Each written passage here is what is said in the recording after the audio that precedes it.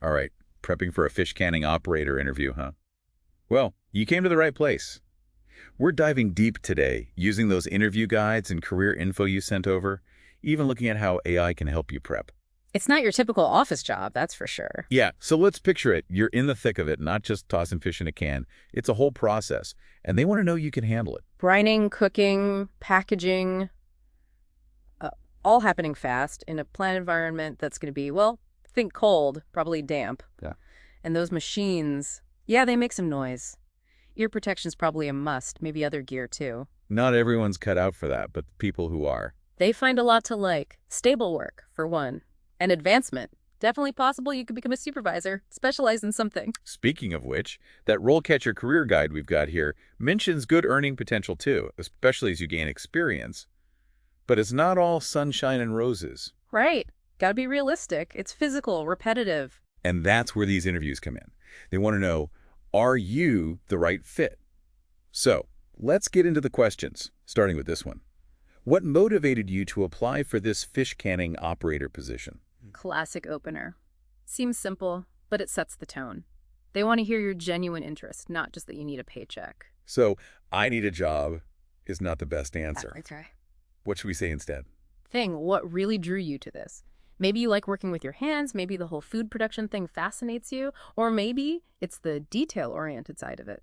Makes sense, because it's food, people are going to eat this. Yeah. Quality and safety have got to be top of mind. Exactly. And they'll probably ask follow-up questions. Be ready to go deeper, talk about specific experiences, skills, even why you chose this company in particular. Like you could say, I've always liked jobs where I can see the results, and being part of the food production process from start to finish just sounds really interesting. Plus, I'm all about details and doing things right, which seems crucial in this industry. There you go, showcasing your genuine interests and highlighting the right qualities.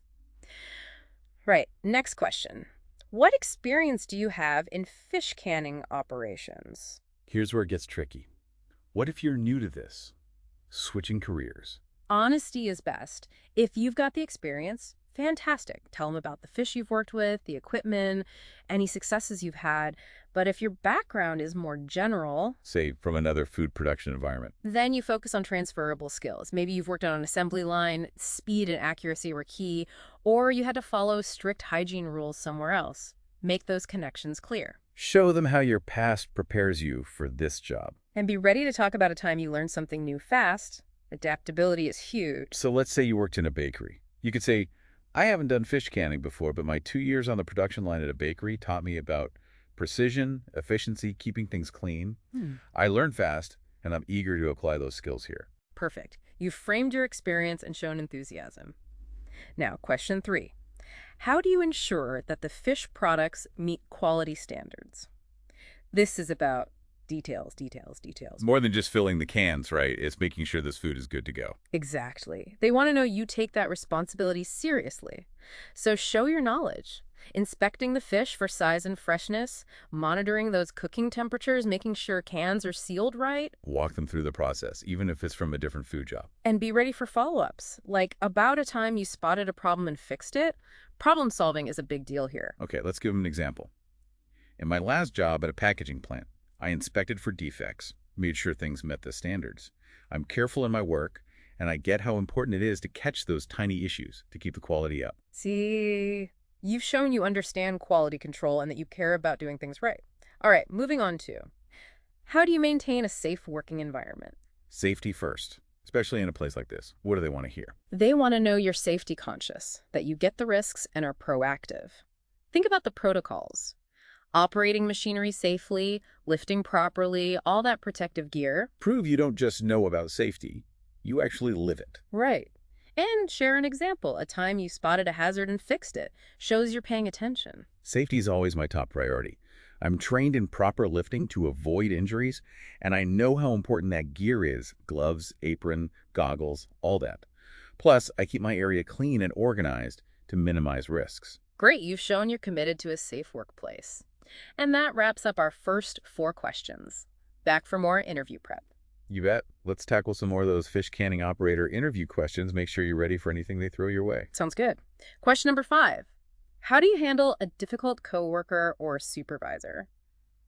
Everyone's dealt with those tricky personalities, right? Oh, absolutely. You can't always pick your team. But you can choose how you react. And that's what they're digging into here, how you handle those tough interpersonal situations. So less about complaining about that one coworker, more about how you solve the problem. Exactly. Stay calm, communicate well, even when things get tense. Professionalism under pressure. Got it.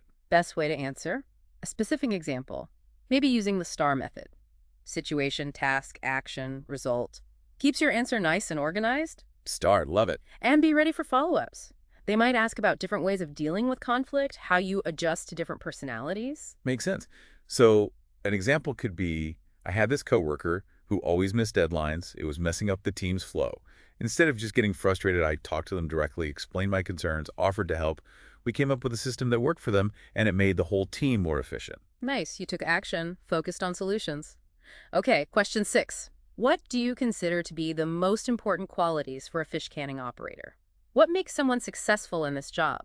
Well, thinking back to what we've talked about, attention to detail's got to be up there. It's food. Those quality and safety standards are everything. Absolutely. And can't forget about stamina, keeping up in that fast-paced environment. It's demanding physically and mentally. Teamwork too, right? You're all working together on that line. For sure. Be ready to explain why these qualities matter, how they connect to the job itself. So you could say the most important things: attention to detail, a strong work ethic, being a good team player. It all comes down to making sure that product is top-notch, safe to eat. Hits the nail on the head. Question 7 now, a bit about organization. How do you prioritize your work when you have multiple tasks to complete? Time management, essential everywhere, but especially here. They want to see you handle the pressure, stay organized. What's your system? To-do lists. A specific method. Share it. And give examples of how you've juggled tasks successfully before. Show, don't tell. And be ready for those what-if scenarios, like when priorities change suddenly. Can you adapt? So I'm an organized person. I prioritize by urgency and importance. I check my list every day, plan my work, and if something unexpected comes up, I reassess, adjust. Shows you're on top of things, ready for changes. All right, shifting gears to question 8. How do you stay up to date with the latest industry trends and developments? Always learning, always growing. That's the key. This industry's always moving. New tech, regulations, what consumers want. They want to see you're engaged, staying ahead. So how do you do it? Industry magazines, conferences, any groups you're part of. All good ways to stay informed, get specific. Mention that interesting article you read, that webinar that stuck with you. Show that you're not just watching, you're actively learning. And be ready to talk about a trend that excites you, a skill you want to develop, shows you're thinking ahead. Like, staying up to date is important to me. I subscribe to Seafood Processing Magazine, go to those National Fisheries Institute webinars, and I'm taking an online course on food safety to keep improving my skills. Great. Proactive and focused on development. Question 9, problem-solving time. How do you handle a situation where there's a breakdown in machinery or equipment? Bound to happen eventually. Exactly. Think on your feet, troubleshoot, stay calm. They don't need you to be a mechanic, but you need to be safe and responsible. Okay, so how do we approach this one? Think of a similar time, maybe not fish canning equipment, but A&Y machine breaking down. What did you do us? First steps. Did you try to figure it out? Follow the reporting rules. Communicate clearly. Show them you have a process, even when things get stressful. Safety procedures are key, too. They'll want to hear about those. So, breakdown happens, safety comes first, for everyone. I'd stop the machine right away, report it like we're supposed to, tell my supervisor and maintenance. Then I'd help however I can to get it fixed safely and quickly. Good. Safety-focused and action-oriented. Last one for this part, question 10. How do you ensure that you maintain a clean working environment? Seems basic, but it's more than wiping things down. It's about the whole sanitation and hygiene thing, right? Yeah. Super important when you're dealing with food. Exactly. Meticulous, following the rules, understanding why, it all matters. So what do we highlight here? The specifics. Cleaning protocols, sanitizing solutions, waste disposal, keeping the equipment spotless. Show them you get it. Willingness to do the work, A&D, the understanding behind it. They might even ask about a coworker not following the rules. What would you do? Shows you're serious about those standards. A clean workspace is essential, especially with food. I'd follow all the protocols, sanitizing, waste disposal, keeping the equipment clean. It's everyone's job to keep things safe and clean. Nice. You've emphasized hygiene and teamwork. 10 questions down, just a few more to go in part 3. Okay, we've had a ton of interview questions. Now let's zoom out a bit.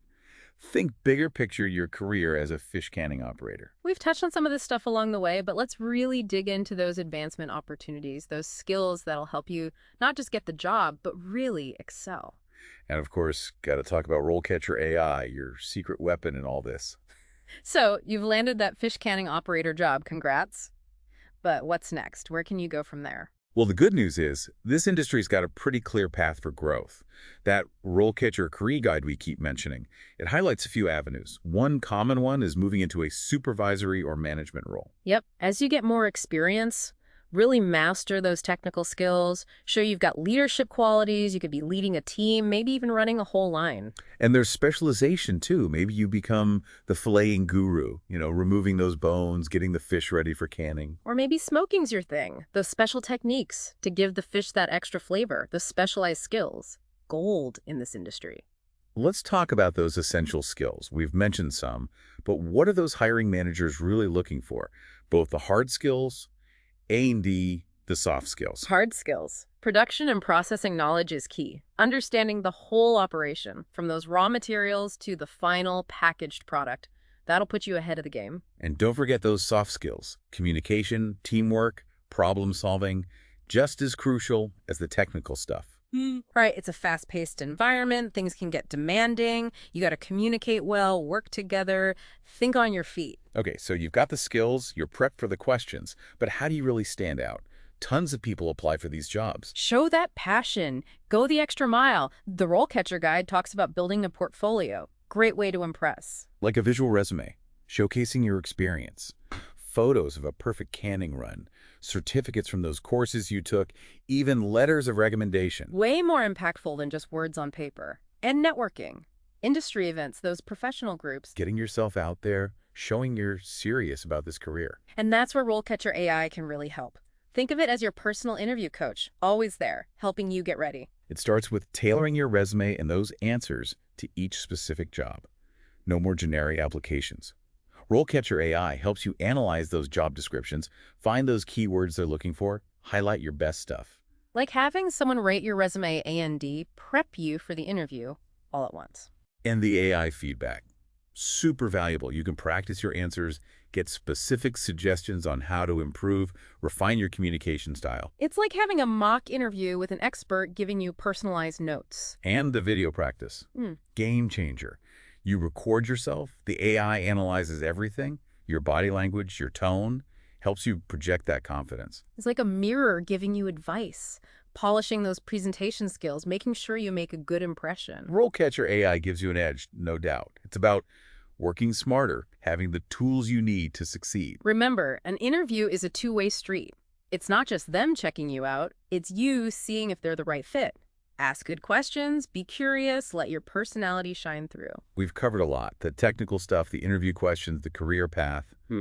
But don't forget the human side of it. What makes you unique? What can you bring to the table? Keep those thoughts in mind as you prep. You've got the skills, the knowledge, and now the tools. We're rooting for you.